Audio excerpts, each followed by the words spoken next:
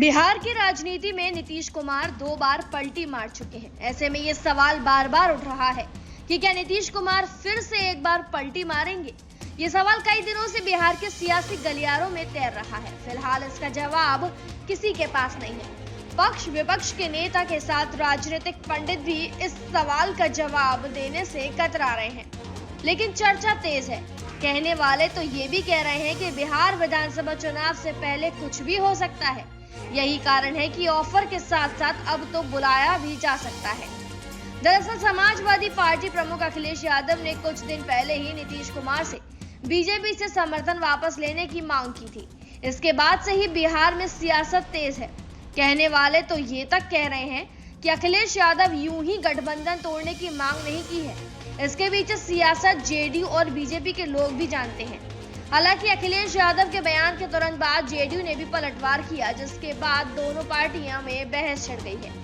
आपको बता दें 11 अक्टूबर को जयप्रकाश नारायण की जयंती पर यूपी पुलिस ने अखिलेश को जेपीएनआईसी जाने से रोक दिया।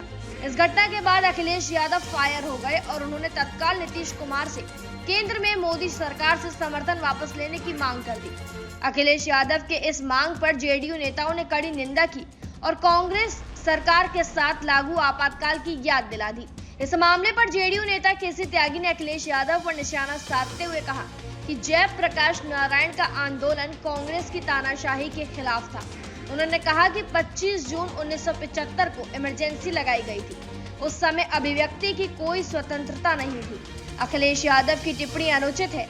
हम अखिलेश यादव को याद दिलाना चाहते हैं कि उनके पिता और नीतीश कुमार को जिस सरकार ने जेल में रखा, उनकी आजादी को खत्म किया, उस कांग्रेस से अखिलेश को अपने रिश्ते खत्म कर देने चाहिए। जेडीयू ने इस बात पर भी जोर दिया कि राष्ट्रीय स्तर पर बने इंडिया गठबंधन का नेतृत्व कांग्रेस कर रही है, जिसमें समाजवादी पार्टी भी शामिल है।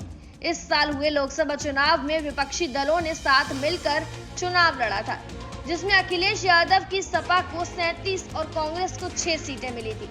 जेडीयू नेता राजीव रंजन प्रसाद ने अखिलेश यादव पर तीखा प्रहार करते हुए कहा कि वो जेपी के नाम पर राजनीति तो करते हैं, लेकिन उनके सिद्धांतों का पालन नहीं करते। जेपी के नाम पर ही सही, अखिलेश यादव ने अपनी इच्छा तो बता दी।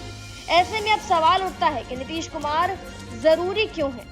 साल 2025 में बिहार में चुनाव होना है। पक्ष हो या विपक्ष, दोनों जानते हैं कि नीतीश कुमार जिस ओर रहेंगे सरकार उसकी ही बनेगी। 2015 और 2020 का चुनाव इसका उदाहरण है। जेडीयू आरजेडी के साथ रही तो नीतीश तेजस्वी की सरकार बनी और बीजेपी के साथ रही तो एनडीए की सरकार बनी। यही कारण है कि अखिलेश जेपी के बहाने नीतीश कुमार को इंडिया में आने का ऑफर दे रहे हैं, ताकि 2025 के साथ साथ 2027 को भी साधा जा सके।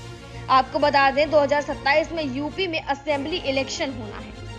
फिलहाल जानकारी में इतना ही। तमाम ऐसी वीडियोस के लिए जरूर सब्सक्राइब करें news state Bihar Jharkhand. News nation अब व्हाट्सएप पर खबरों की ताजा अपडेट के लिए न्यूज नेशन के इस क्यूआर कोड को स्कैन करें।